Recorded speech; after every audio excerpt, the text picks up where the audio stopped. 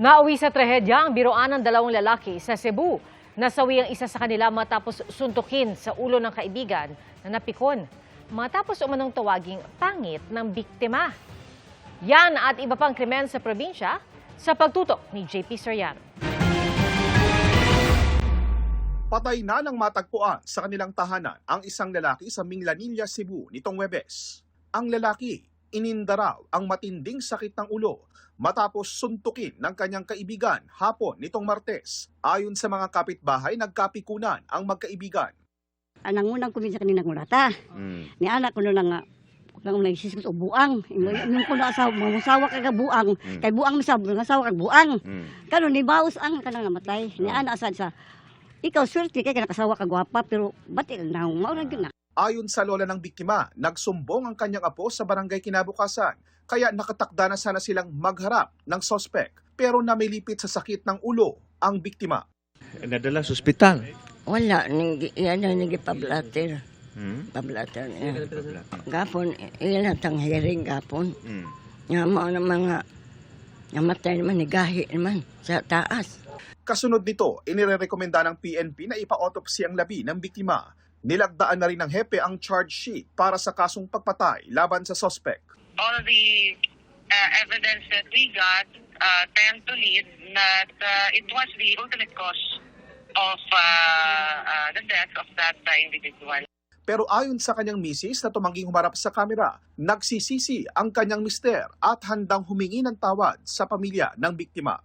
Patay naman sa pamamaril ang isang broadcaster sa bayan ng Malindigao Special Geographic Area o SGA Barm noong Huwebes ng gabi.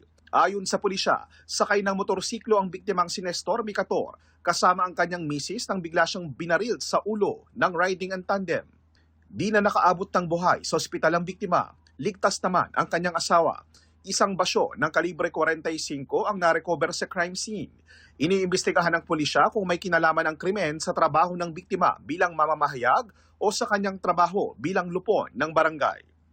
Titingnan natin if ito bang motive sa pagpatay sa kanya ay politically related or personal grudge po at hindi ito kaugnay sa kanyang trabaho as a media personality. Sinusubukan pa ng GMA Regional TV na makuha ang pahayag ng pamilya ng biktima. JP Soriano, nakatutok 24 oras.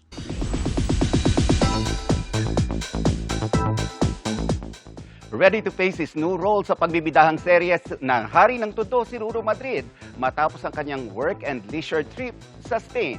Ang kanyang mga natutunan sa kanyang biyahe, alamin sa aking chika.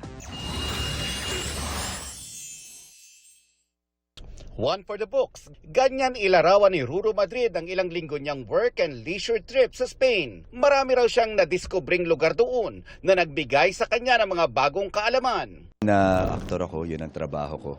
Pero yung pakiramdam na uuwi ako, tapos maglalaba ako ng sarili kong mga damit, mamimili ako ng mga pagkain ko, iba yung naging buhay. And mas nag-take time ako, mas enjoy ko. Natutunan din ni Ruro na hindi iba ang mga Espanyol sa mga Pinoy.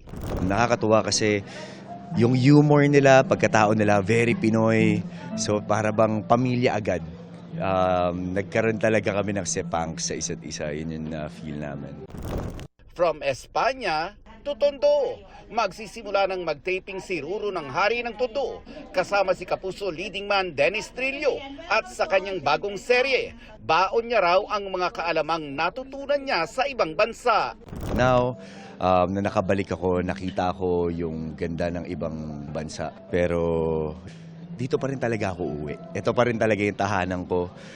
Lalo na pagka naiisip ko na malapit na rin kami mag-start ng taping. Sobrang na-excite na ako.